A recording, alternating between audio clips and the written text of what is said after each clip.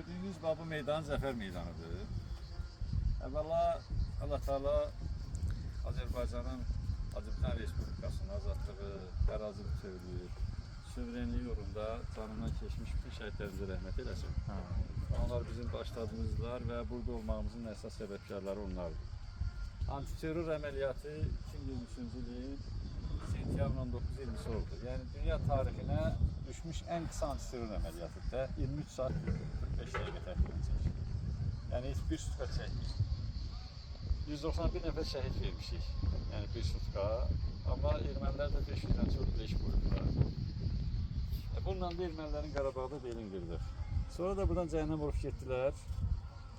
Oktyabrın 15'ində burada Xankəndidə tutan bayrağı dalğalanır. Möhtərəm prezidentimiz, Sənə Vali Başkomandan burada Azərbaycan Respublikasının üç rəngli ay ulduzlu bayrağını məhz bu Xankəndi üzərində daha doğrusu dalğalandı.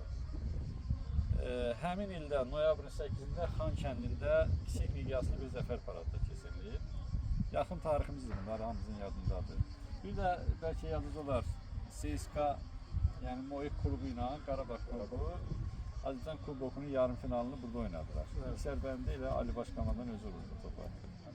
Ondan sonra dəfələrlə prezidentimizin bura səfərləri var və mart ayında Noruz bayramı günlərində ilk tonqal qalandı və dalınca da bax o buradan aşağıda meydan var, oradan döndük gəldik. Ora Zəfər meydan adı verildi və Zəfər parkının da məhz fundamenti vaxt qoyuldu. Və diqqətlə baxırsınızsa çox böyük tağdır. Bu Azərbaycanın böyüklüyünü və əzəmətini göstərir və tağın arasındakı yol bizim elə bir parlaq gələcəyə yolumuzdur. Burada bir ermənilərin Sarsaq abidəsi də var da, bilirsiniz. Əslində bizim dağlar abidəsidir, belə adım belə qoyublar. Babik deyirlər, nə deyirlər, Babik neysə də belə bir şeylər. Amma hazırda Xankəndinin əsl simvolu bu abidədir.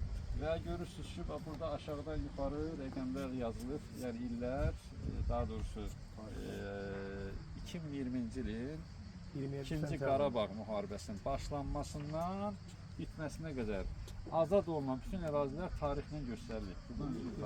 İrəliyək sizlər yavaş-yavaş baxırsınız, burada Qaraxanbəyli əsas Murad hamımızın yadındadır o, diktoru ağladı. Bəli. Bu üç kənd, Qaraxanbəyli, Qərvət, Horadisk, bunlar Füzulinin kəndlərdir. Böyük Mərcanın, Ünzgər, Cəbrayılın ilk işğaldan azad olmuş kəndləridir. Cəbhə xəttinin yarıldığı vaxtı. Murovdağ təbii ki, Kəlbəcər istiqamətdir, bilir onu. Bu sentyabr 27-sində cəmi bir neçə saat Azərbaycan silahlı qüvvələrinin azad elədiyi ərazilərdir. Hansı ki, Ohanyan xətti deyib öyünürdülər ki, keçilməzdir filandır. Bir neçə saata bizim ordumuz müxtəlif istiqamətlərdən bu cəbhə xəttini yardı və cəbhə xəttinin yarılması da əsas mühüm məsələlərdən biridir. Ən çətin iş odur. Amma onu ən çətin işi bizim qəhrəman igid əsgərlərimiz ən qısa müddətdə həyata keçirdilər və ermənilərə bir şillə oldu, zərbə oldu. Bu sentyabrın 27-ci bilirsiniz də anım günüdür. Həmin gündə məhz o vaxtdan sentyabrın 27-ci anım günüdür. Pillə-pillədə gedək. Torpaqlarımız işğaldan olmuş ərazilərimizdir.